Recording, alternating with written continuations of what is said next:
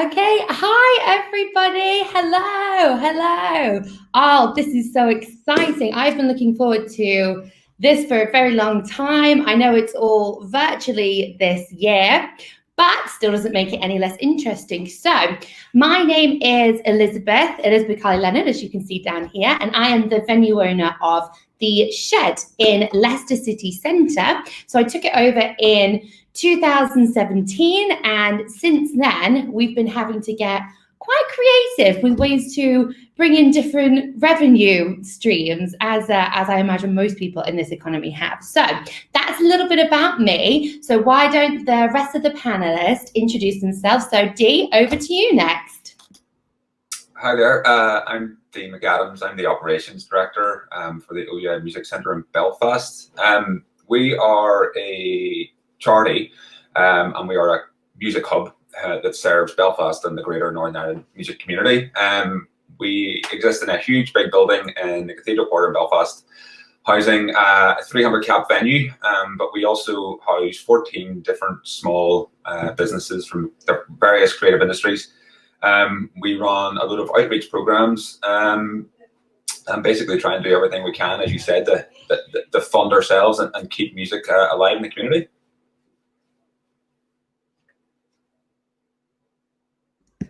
Forgot to unmute myself. Amazing. So Natalie, tell us a bit more about you, where you're from. Hi, I'm Natalie South. I'm the Grassroots Venues Manager at Attitude is Everything. Attitude is Everything are an arts council sector support organisation, and we exist to assist the live music and events sectors to ensure that they're accessible for deaf and disabled people. Louise, over to you. Hi, my name is Louise. I'm one of the grants and learning officers at Youth Music. Youth Music are a national charity and a funder of projects for music making projects for children and young people. So we distribute Arts Council England money and People's Postcode Lottery money, and I manage our portfolio of grant holders across the North East and Yorkshire. Fab. And Chris, last but not least. Hi, I'm Chris Weems. I'm the venue manager at Mac Arts in Galashiels. It's a 300 capacity converted church, fully ramped right the way through, but we've only got the 2 spaces. Galashiels itself is about a 12,000 population, so it's not a huge area. We're fairly rural, and we've been trying to just move on to different streams of bringing in funding and money as best we can. All right, amazing. Thank you so much for introducing yourself, guys. So for anybody watching at home, this panel is really about how us as music venues can kind of think outside the box to bring in, I like to call them the normal people. So the regular people who wouldn't usually come down on a Wednesday night to see a band that no one's ever heard about before. And also for us, as people working in this sector, I know I found quite a struggle of people just wanting to go out and see unsigned bands in general. So for us at the Shed, from the get-go, from 2017, which was my get-go, I went into this thinking, we have to go against the norm here. We've got to try and find other ways to generate income. And now with this pandemic, everybody here is having to get quite creative. So the main themes that we're going to cover today are: what can venues do to build greater sustainability? How can we attract broader audiences from all walks of life? How can we engage with that community? And are there any sort of daytime activities that we can do? Because I don't know about you guys, but I focused heavily on nightlife for a long time, but we have these amazing spaces that are pretty much sat empty from 9 till 5 every day. So my first question to all of you panelists, actually, so just jump in whenever it strikes you, is: do you guys utilize your spaces during the day? And if so, how?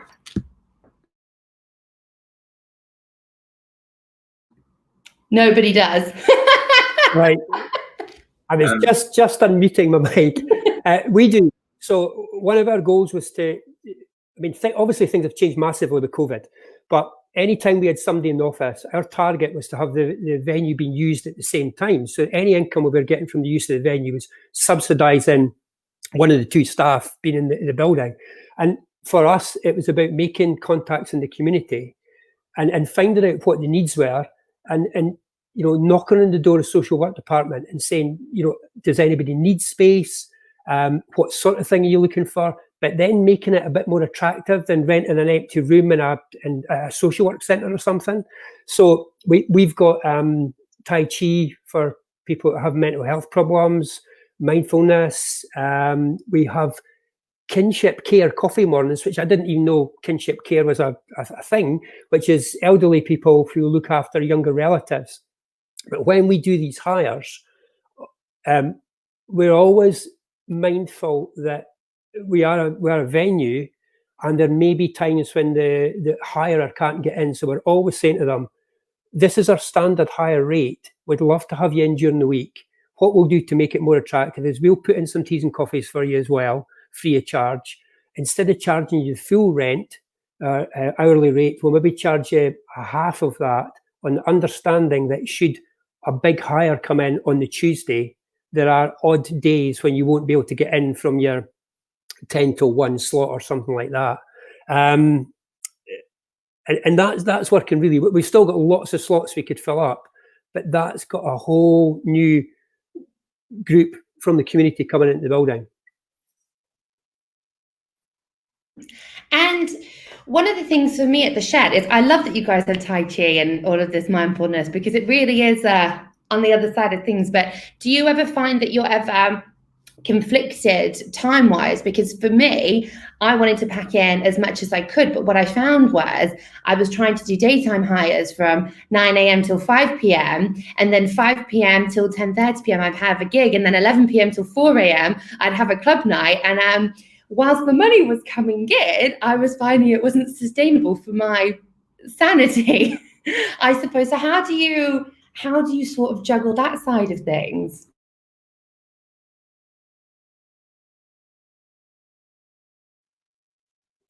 I certainly wouldn't like to admit how many hours a week I work. We again, pre-COVID, we were talking about getting other staff in, but with just the two of us working, and my background being lighting as well, it's very, very difficult to juggle things. And you have to admit, you cannot do everything. You just have to do what you can and do the absolute best job you can. And doing the type of work we're doing, support from volunteers has been fantastic as well. We now have some phenomenal volunteers who are maybe came through some of the daytime stuff we were organising, but have now become volunteers at gigs or are regular gig attendees, which is just, it couldn't work any better. That's been fantastic for us. That is amazing. And I want to come back to that volunteer point down the line, because when I first started thinking about sustainability, I was just thinking about how can I get the funds in. I was thinking about financial and economic sustainability, but there's more to it than just that. I mean, there is the mental health side of things as well, and the burden it has on yourself and the staff. So I think it's really cool that you have called upon these volunteers, and I want to come back to that in a minute. But Dee, you were about to unmute your mic as well. So tell me more about what you guys do to kind of get out the box a bit over at Oh Yeah. Well, we probably sit very different from the vast majority of venues. As I said, we are a music hub, so we are open from 8:30 a.m. every morning, right through until, depending on events that evening, what happens late night or whatever. So the venue sits within a building, I guess. So being open during the day and welcoming groups and people into the building is what we do 24/7. 5-6 days a week. As well as the venue, we do have, as I said, an intro 14 businesses that work in our building, and they're all 1 and 2 people setups working in the creative industries. Most of them are working in the music industry, so we've got labels and management, and we've got, film companies, music production companies. We've got a recording studio. We've got a mastering studio. We also have classrooms as part of the local college. So the daytime thing is nothing strange to us. But that in itself, being that type of community hub, is something that maybe venues can look at now or need to look at. And I know some venues are sitting in, small little spaces with 80 or 50 people or whatever, but there are venues that are sitting as part of bigger buildings. And there's definitely potential there for some of those organizations or businesses to look at how they utilize that space, getting on to what Chris was saying and what you were sort of getting at and how we utilize the venue. During the day, we do have community groups use it. A lot of the people who use the venue during the day are part of the outreach work that we do. So we do have a lot of work that we would do with older people in care homes and dementia. We've got like a member of staff who's dedicated to that. So he would be bringing those groups on board. We have once a month or once every few weeks on a Saturday, we were bringing in parents and toddlers and stuff, for events. So there's lots of little things to do there, and it's the balance of them is difficult, like you pointed to, and how you manage a late night and an early morning and a booking as such as well. In terms of how we do it, we do have a core team who work during the day, and then we kind of have a separate staff who work on events in the evenings, and who are not necessarily, part of the full-time staff of the organization, but they're brought in just to do those events. And then my role is to oversee it all, and have other members of staff support it. So, as I say, we're a bit of a different example in that respect, but we're probably a really good example of where the point where you can get to, utilizing not just the venue, but a whole building space. So, I'm happy to discuss here lots of different, ideas and practices and what we do. As music venue operators, there's a process of not just thinking about your space, it's thinking about like the skill set that you have as event organizers,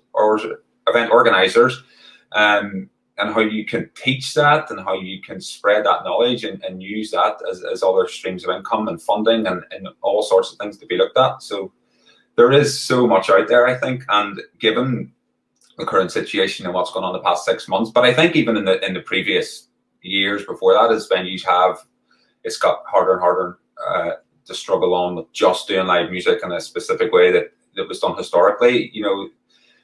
People now, you do need to start looking at these other opportunities, and when you do look at these other opportunities, the income streams that are available, not just from a commercial hire of your venue to someone doing a Tai Chi class, but if you start to do programs or develop relations with other community groups, it opens up a whole different world of funding and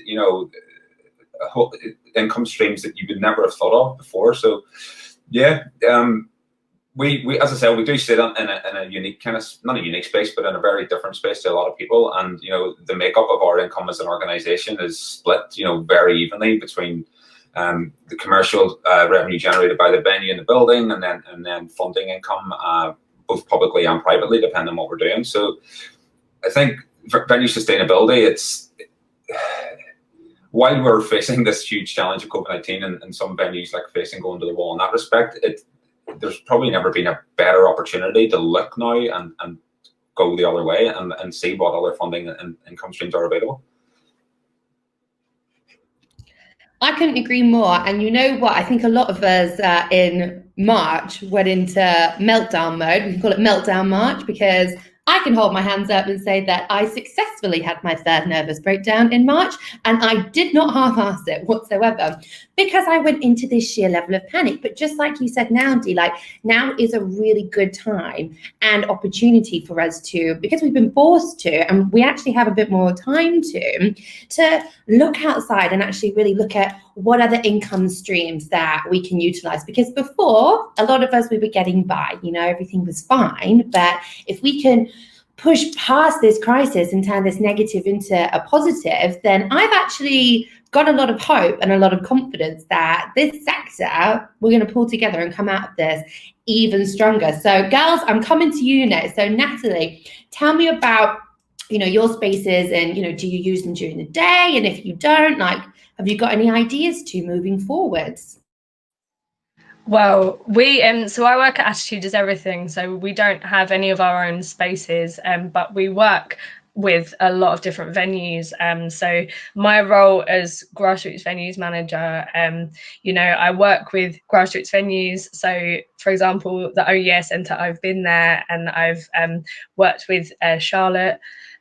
So it's interesting to see the different ways that people can use the spaces. So it's nice to see venues that perhaps do take on volunteers and think about like deaf and disabled volunteers, because there are people out there who want to get into work, so to give them volunteer opportunities is something which is definitely worth thinking about, I think. And yeah, I just think in regards to thinking about ways that you can use your spaces, do think about deaf and disabled people and how you can incorporate them into the planning, incorporate them into the groups that you invite in. So if you have local disability groups, can you maybe send out to them your access information that you've got for your venue?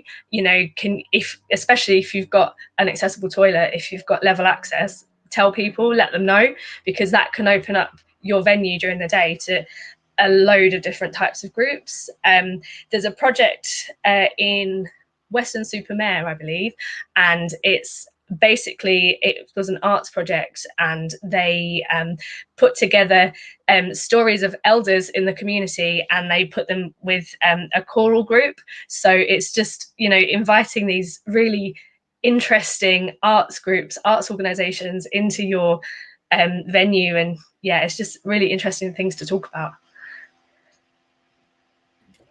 For sure. And I absolutely love the work that Attitude is Everything do. So for me, we've had some communication with you guys before, but the struggle that I have is that the shed is such an old building that the way it was structured, it doesn't make sense with the way the corridors and the stairs are laid out. So for me, it's a struggle, because I have thought about reaching out to communities that have certain disadvantages, and what I wanted to do was host gigs during the day that were for deaf and disabled people, because we do get a few disabled people coming in wheelchairs or on crutches, and we're never going to turn them away. But we do have to make them aware of X, Y, and Z, go through all of the precautions. And most of the time, they have a lovely group of friends that will carry them around like an Egyptian king or queen for, most of the night, should they need to get up a step or two. But just because they get up the first 5 steps into the venue doesn't mean that their struggles are over. I mean, when you're in a wheelchair, you're lower down to the ground. So then they want to go to the front. But everyone at the front, they're normally the boisterous lot, aren't they? So then that comes with its own bag of, I don't want to call them issues, but they're not ideal situations, are they? So an idea that I've had is to start hosting maybe matinee gigs. And, moving forwards, a good idea could well be, and Natalie, tell me if this is, if I'm barking up the wrong tree here completely, you're the pro, not me, but an idea could be, with touring acts, we're all going to have reduced capacity, aren't we? Well, we're going to have to operate selling less tickets than we would like to. So why don't we go at it from almost a theatrical point of view, having a matinee show for those that want a quieter space, who need a space where it's not a bunch of people jumping around in front of them in the afternoon, and then in the evening, open it up to everybody else. And that kind of came to me in the same way that the supermarkets were allowing certain people in earlier. And I thought this should be a thing that we can actually take from this situation and move forward. So Natalie, do you think that's something that would be helpful to those who are disadvantaged? So I think it would be a case of making sure that you include both deaf and disabled and non-disabled people in both shows. So, myself as a disabled person, I'd prefer the boisterous evening show to the calmer, but if you take into account and you open it to everyone and say, look, this is an option, we're going to trial this as an afternoon show for everyone, and then those who maybe perhaps would prefer it do have the option of both. That is such a good idea. And you know what, for me, I actually prefer the quieter shows now. I don't know if it's because I've been to too many loud shows, but I love being able to go to a show and almost like sit down and take it all in. Whereas I've got friends who, I don't know, we're just a different path in our lives, aren't we? So I absolutely love that. So that's a takeaway that I'm going to take from this already. And I'm going to look at this moving forwards, because it means that 2 shows, 1 band, 1 fee, hopefully that can make it more economically sustainable for us all. But okay, Louise, over to you. Tell me. Yeah, so a bit like Attitude is Everything, you know, we're not youth music on a venue, we don't have a venue, but as a funder, you know, we support programs up and down England, including some venues. So examples of some of the venues that we fund are like the Forum in Darlington, who are first and foremost a performance space, but during the day deliver sessions for young artists, young songwriters, looking at composition and so on, providing an opportunity for young people to then run and perform showcase events in the space, developing event management and production skills. Another really good example is the Haringey Shed down in London, who deliver inclusive music making sessions. So they have a training band and a big band, rehearsal space, performance opportunities. And, you know, they're just a couple of examples of projects that we fund that encourage young people to be in a space that is fit for purpose for music making. I mean, we fund maybe 350 projects up and down the country. The majority of those projects need a space to work in, and a lot of those spaces aren't necessarily fit for purpose and fit for what they're doing. So a lot of the time, you know, we go out to visit projects who are brilliant, but maybe working out of community centres that don't necessarily have the equipment or, you know, or the space to create the atmosphere that, you know, young people want when they're making music. From my experience of delivering projects and through, you know, being a funder, a lot of the young people that we support, and predominantly those who are in challenging circumstances, whether that's rural isolation, whether they have come from kind of low socioeconomic backgrounds, they're not going to gigs. They don't necessarily know about the venues that are on the doorstep. They might be 2 miles out of the city centre, but they've got no idea of, you know, the large scale venues, the smaller scale venues that are on their doorstep. So I think an opportunity for audience development even is that opportunity to take young people and put them into a venue and say, right, you've got maybe not the run of the space, but here's a space where you can rehearse, where you can perform, where you can have a go at using equipment. You can see people at work. It's providing those opportunities. I think that's amazing. That's so good. And we have a few organisations in Leicester that have that as well. And they, one of my friends, a wonderful man called Yasin, he focuses on music development for mainly in the urban music areas. But what we found, Yasin and I, we've been trying to work together, is that even though the Shed is a well-established music venue, a lot of these younger performers, because for whatever reasons our genres didn't cross over, they didn't even know that we existed. Yeah. So I'm sat there thinking, where are all the young musicians? And the young musicians are probably sat there thinking, where are all the spaces that I can, you know, go and express myself, go and perform, go and rehearse? So have you got any, loaded question, have you got any tips or suggestions for how we can make that connection a bit, I don't know, more accessible? Back to the accessibility thing, aren't we?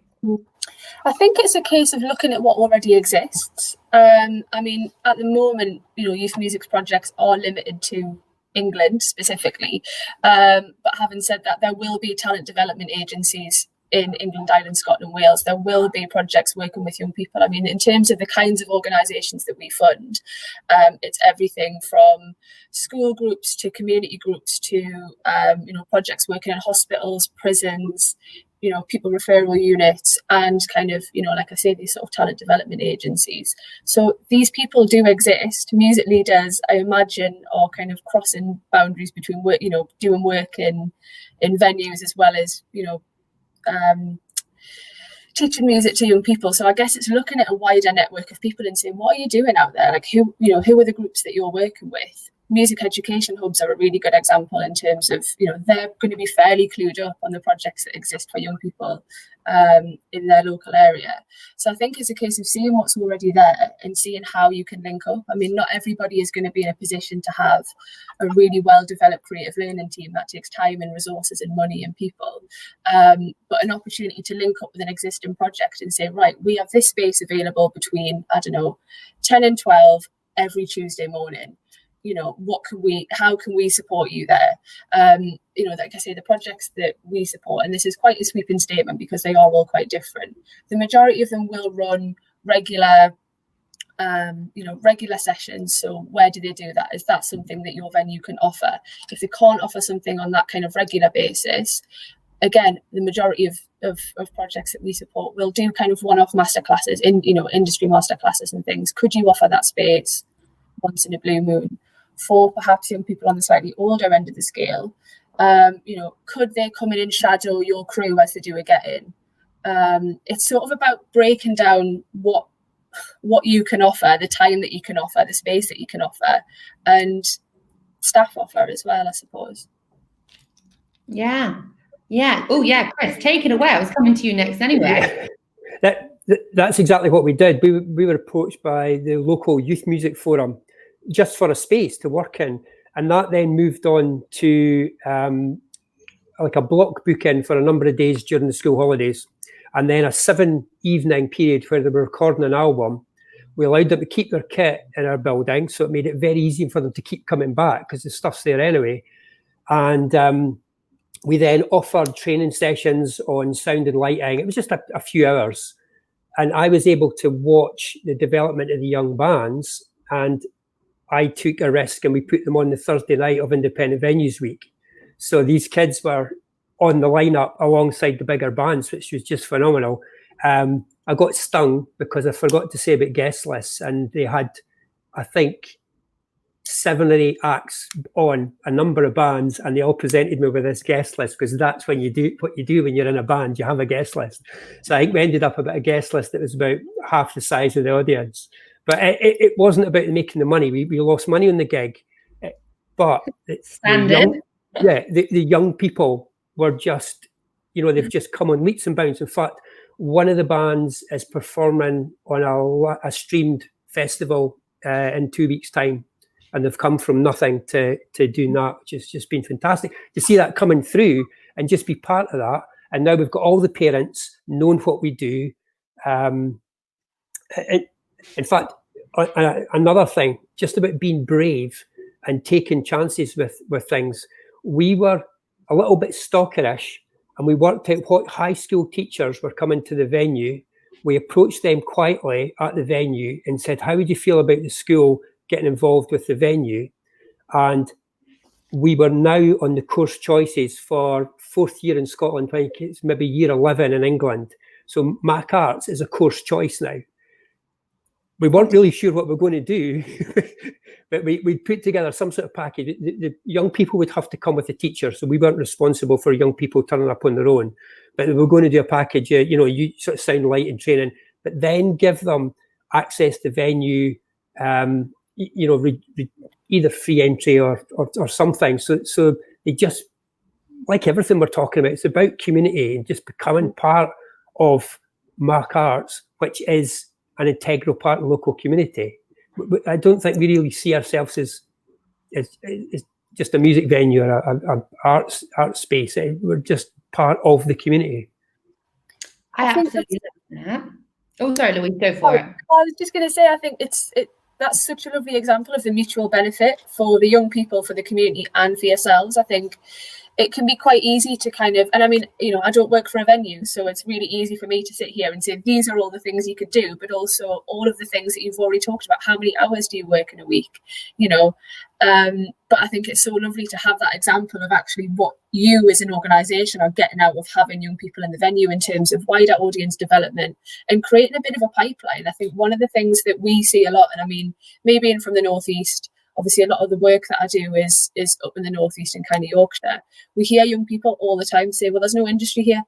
whether that's Newcastle, Leeds, Sheffield, whatever. There's no music industry here. You've got to move to London. And actually, sometimes all it takes is saying, here's a venue. Within this venue, we have this number of technicians. We have, venue managers. They come through, they see bands come through, they realise, oh, being a tour manager is a viable career option. Okay, well, I could do that and I could stay in my hometown.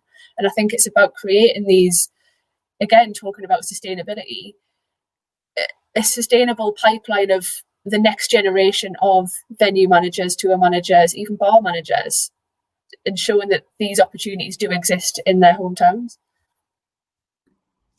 Absolutely. And Dee, I was just about to come over to you then and ask you about, your connection with the next generation of people. Then, go for it, whatever you were going to say as well. No, it's just a follow on from what Louise and Chris have said and described. And we've got like a project that perfectly captures everything. And it kind of comes from what I alluded to earlier was, you can think of your venue as not just a physical thing. Your venue is the people who are in it and the skills contained within it, and you can use those to then teach and develop people. And that's exactly what we've done. We have a project. It's not a short-term thing either. I think you should make that clear to anyone listening.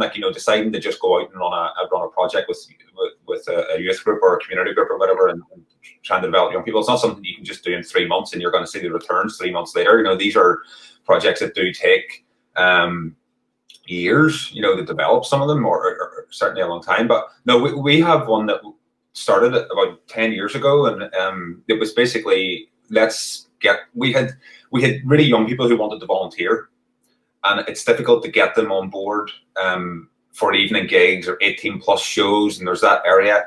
So the guys at the time working in the venue decided that they would run this short little course, and they would teach these kids how to put on a gig.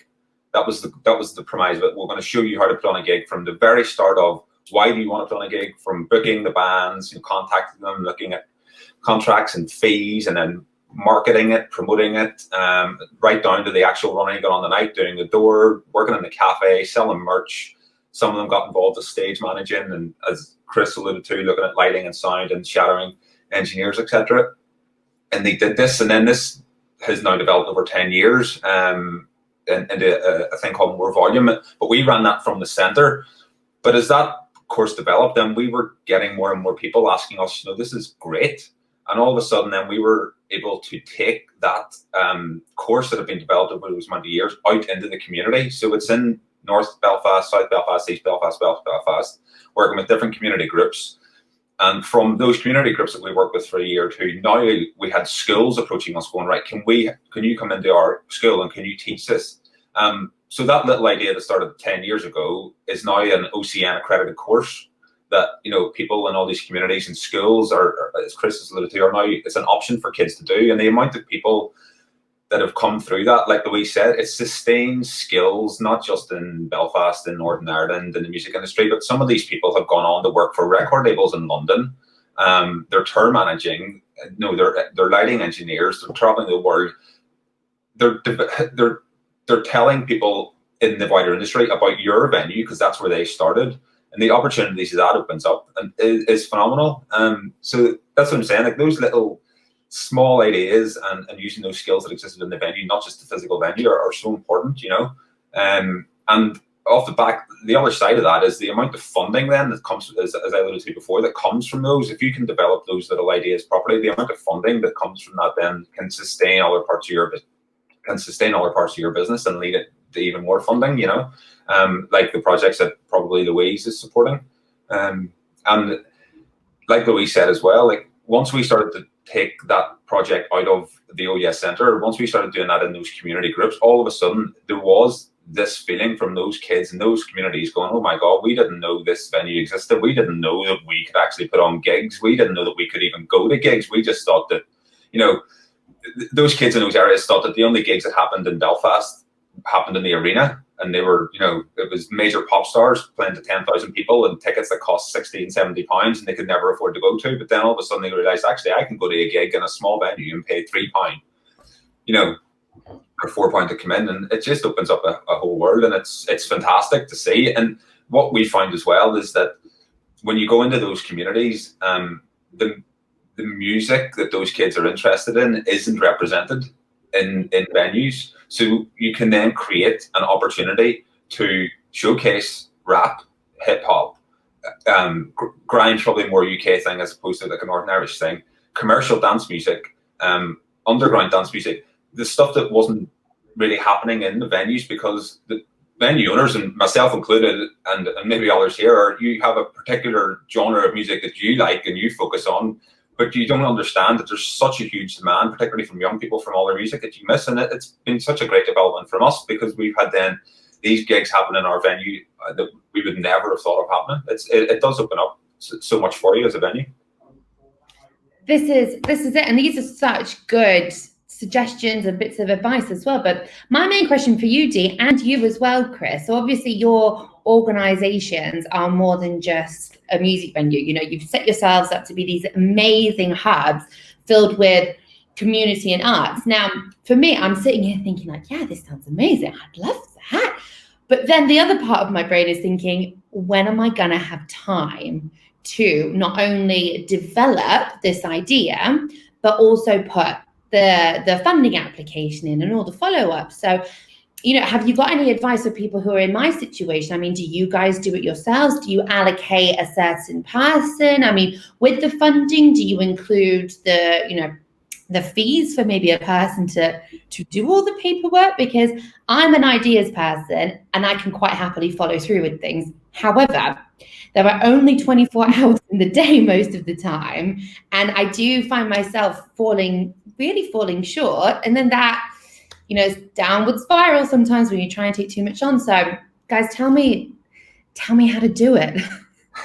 Well, has been around 12 years. And we're now a team of like 9 people who work, you know, varying full-time, part-time, but yeah, you know, full-time, not including the staff who would work in the, you know, the event side of it in the evening. So we are like, I guess, probably a large organization for like a grassroots venue, but the roles of those people now aren't, you know, there's only really myself and 2 guys who are tasked with looking after the building and the venue in that respect. And there are the rest of the team then given on finance support, but there is a whole office then of 3 staff who do work specifically only on outreach and development.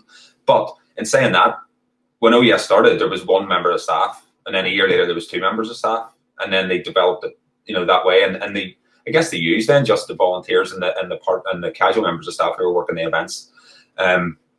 You get to a point where they can look after that, and I guess it gives you, as the owner or operator or whatever, then gives you the chance then to look at some of those funding things. Yeah. But OEA was a bit different in that it was set up to be not just a venue. It was set up originally to be a music hub. And the venue has grown and become a part of it. So OEA has always looked at that other side. It wasn't something that the venue happened and then they were actually, let's look at it. It was set up at the beginning to look at both sides. So it is different in our respect. But yeah, the funding and the outreach work, particularly the level we're at now, there is a team who works specifically on that. So it is different from what you're alluding to, Elizabeth, at the shed there, you know, where it is just maybe yourself looking to try and do both of those. But I've got 2 wonderful other management staff, Tom and Will, and they are a dream. Without them, honestly, I think I would have quit this a very long time ago. But again, we are just a small team, and I think we're also lacking in experience when it comes to funding and things like that. I mean, Louise, Natalie, like, is that anything that you guys have experienced? And so other venue owners out there, would they be able to reach out to you, obviously in your relevant subjects, and reach out to you? And could you maybe offer some help in terms of navigating the minefield that is the Arts Council funding website? Absolutely. I think, I mean, obviously, you know, I don't work for the Arts Council, but the Arts Council certainly do offer that support, especially for first-time applicants. One of the things I was really keen to mention was that we have just launched a new fund, which would be perfect for venues wanting to work with young people. So earlier on this year, sort of before, we managed to get this in just before coronavirus really took hold. So earlier in 2020, we worked with 1,300 young people to get a sense of, so 1,300 budding musicians or young people wanting to break into the wider music industries to get a sense of the barriers that they were facing in terms of, developing a sustainable career within the music industry. And off the back of that, launched this new Incubator Fund, which we launched a couple of weeks ago, offering grants between 5 and 30k for businesses, collectives, sole traders or non-profits working within the music industry, including independent venues, to support 18 to 24-year-olds through creating sustainable work opportunities. So the funding, like I say, is there to create these, work opportunities for young people. It's not an internship scheme or a project made up of sessions and masterclasses, but an opportunity for young people to actually execute a real project or a brief and get paid for it. And at least 50% of that grant must go directly to young people as a wage or a commission. So this is something that's entirely new to us, and as a funder, it's kind of angled more at sort of the music industry rather than sort of the usual kind of applicants that we get. And we're really mindful that during this, especially at the moment, people's time is short. So the kind of the door or the email inbox is open there for people to get in touch with us for support with applications. I would always recommend, especially if you're new to a fund, get in touch with the funder and say, can I run this by you? I mean, chances are they're not going to be able to read a full application. We certainly can't. But we're more than happy to put in half an hour to just say, do you want to run this project by us and see if it's got legs? We get people ringing us all the time just saying, am I eligible? And obviously we've got eligibility criteria, but some of that, there's nuance to that. So we're more than happy to talk to people about that. But I would always suggest getting in touch with the funder. And like you say, there's a network. I mean, this is a really good example of being able to say to somebody else, how do you do what you do? But yeah, I think speak to your funder, because we're not monsters. I think that's such a brilliant idea. And a comment just popped through as well. Someone from the Brudenell, they've renamed themselves, the Brudenell Social Distancing Club, a great venue of Leeds. So they've dropped in a comment that they are really keen to chat to you. So guys, I guess just Google each other. I'm not sure. Maybe oh, here we go. There we go. Brudenell Social Distancing Club. There you go. You can see it on the screen. So if you guys just want to try and get in touch with each other after, that's what this is all about. What days like this are all about is enlightening others and be able to create those networks. And I just think things like this are just very useful and very helpful. So Natalie, Chris, I'm going to come to you in a minute, but Natalie, so if hypothetically speaking, if I didn't have a venue that has wonky staircases, if I wanted to, expand out and look at maybe a funding part to make my venue more inclusive, because of X, Y, and Z, for instance, would I be able to reach out to Attitude is Everything? And would you help me navigate that minefield in that direction? Yeah, absolutely. I mean, just thinking about the Arts Council funding at the moment, we're getting a lot of people emailing us and asking to have more information about the charter and join up to the charter. And even if, like you say, you're wonky stairs, we're more than happy to help you guys. And, it's all about communication. I think that's something that's really important. Communicate what the situation is at your venue, to put it on your website, and just let people know that it's a challenge, obviously, but it's just what they're going to be expecting when they turn up. So that's fantastic. I'm already taking so much away from this. I really hope that everybody watching is as well. And guys, if you do have any questions or ideas for that fact, pop them in the comments, because we have left a little bit of time at the end of this to go through them. So Chris, loaded question. How do you go about your funding? Are you like Dee? Is there a team of you? I know you guys are set up as more of a hub and community space. Like, has that been the case since the get-go? Did that happen naturally? I mean, tell me your secrets. Tell me how you guys just make it work. Well, it does wear you down. I think I'm only 27. When we started, the venue was a unused local authority building, and when it was taken over, it started off as just people going in once a month, buying some slabs of beer, putting on a gig. And it was in the last 4 years that myself and the girl I work with were employed. And we just concentrated, probably not the best plan, we were just trying to make it pay for itself. And then as time moves forward, trying to, exactly what you're describing, trying to fill up grant applications and find the time to do it is really, really difficult. We've got a group, because we're a charity as well, a group of voluntary directors who've been taking on some of that work now, which is excellent. Obviously, the landscape's totally changed, and tail end of last year, we had one set of grant applications ready to go, and we're just sort of finishing that off. And then with COVID coming in, Creative Scotland have changed a lot of stuff. So I've got other people to work on it, but it is, people doing it in their spare time, which is quite difficult. But one of our difficult hurdles just now isn't so much the money, it's we're losing a lot of our musicians because we're in a fairly rural location. Young people come up through, say, Youth Music Forum or through the schools, become reasonably competent musicians, and then they go to uni and they disappear off the central belt in Scotland or down south and never come back. So one of the things as soon as we get back to proper gigging again, we're going to put aside some time to try and build a local scene. Music Venues Trust have been fantastic over this period, and I would suggest any venue I can't believe any venue who's watching isn't a member of Music Venues Trust, but definitely join. We need to build a local scene and put some specific time aside so young local bands know they can come into the venue, say one Friday a month or something is always going to be for smaller local bands, because when the Save Our Venues campaign was launched and the opportunity was there for performers to raise some money for the local venue, we were realising we didn't have a large group of local performers.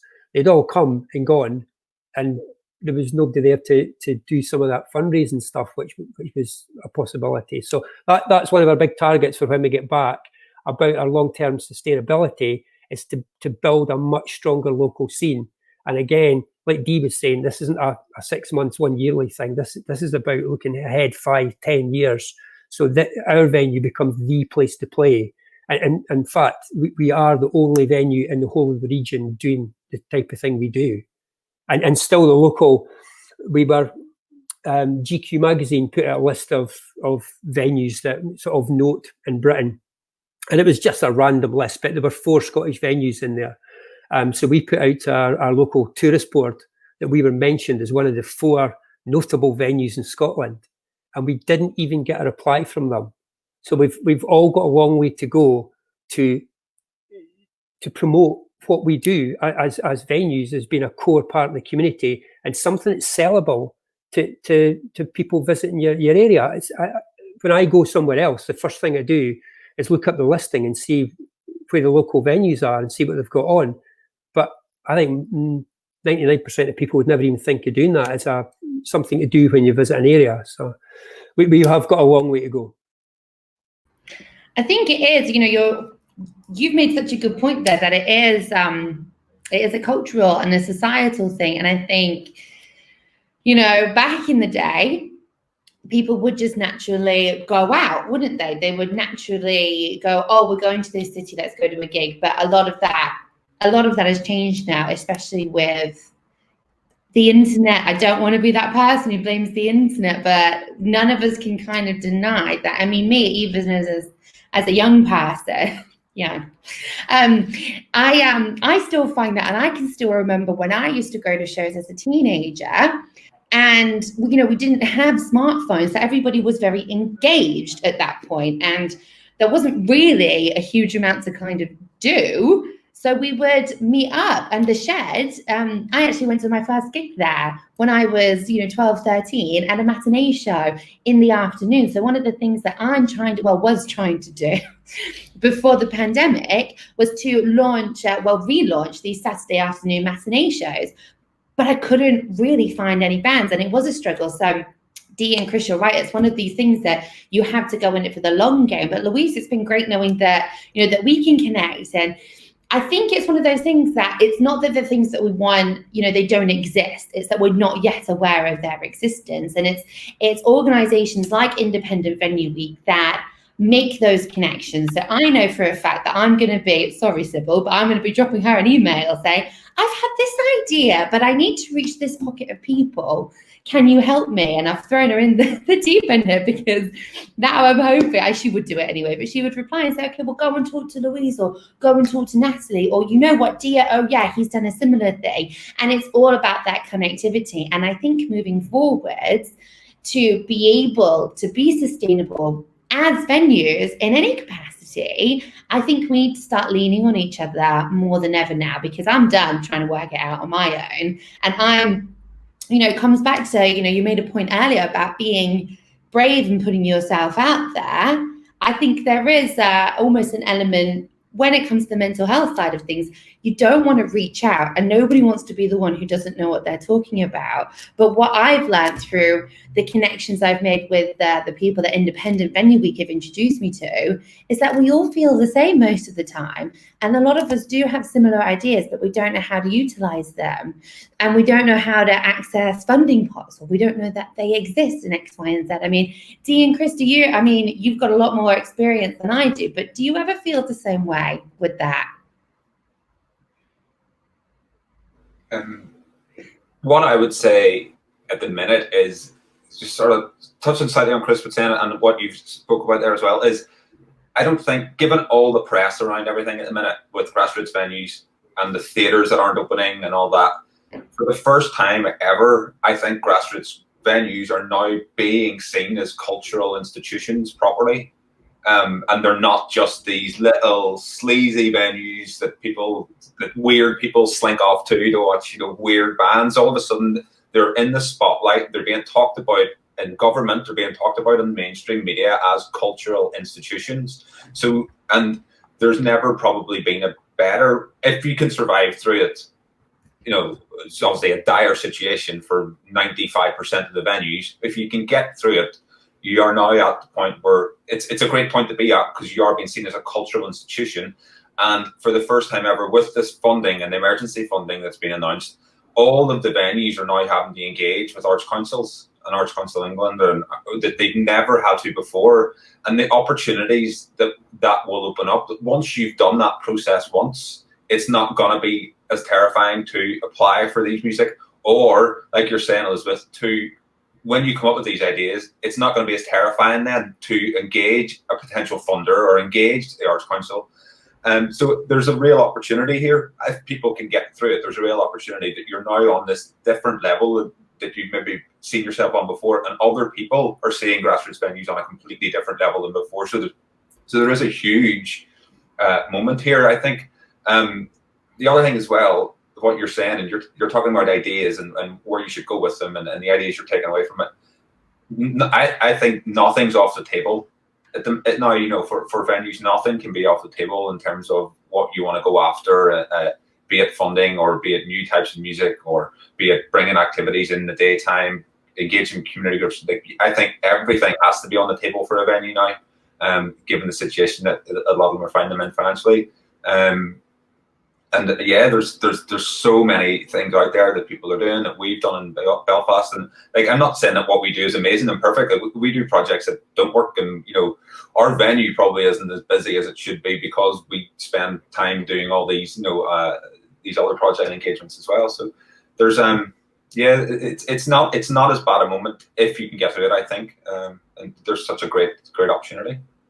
But you know what? I just want to touch on something that you just said there. You said, the venue's not as busy because we're doing all these other projects. Now, someone's just asked a really, really interesting question in the comments, and I'm intrigued to hear this. Here we go. Dom Fraser, are CICs the future of GMVs? So grassroots music venues. So guys, are you both CICs? I mean, what's your structure?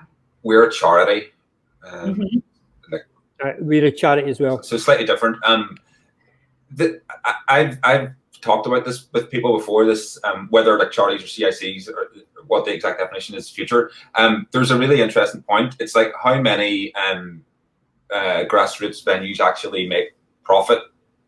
whenever you actually take into account like you're saying, Elizabeth, like the amount of hours that you pour into your venue and the amount of hours that you work, and like if you were actually to break it all down, how many of these people or many of these venues actually made profit. And I, everyone's going to have a different opinion on it, but I would say certainly, yeah, the CICs or charities are definitely the way to go, so that owners are potentially just taking a wage out of it, instead of looking at these huge, trying to make these huge profits and stuff. Chris is probably similar. Yeah, I totally agree. And my understanding is you could possibly split your business up where the bar side of things could still run as a separate business, but the music side of it could be the CIC. And again, there's you just do a search online, but I think there's an asset lock as well, that if you have assets that are being bought with funding, etc., for the music side of things, if things went pear-shaped for the business, I think these are all protected, I think. Oh, wow. That is a really good point. That's something that we should all go and look into immediately, I think. So for me, in terms of a pure money, I don't have all the figures to hand, but I would say there's very, very few, grassroots venues making any kind of sustainable profit if you actually break down the finances properly in terms of what owners are putting in and what they're getting out and operators. So for me, yeah, I think it's definitely the way forward for a lot of these places to exist as cultural institutions. Yeah.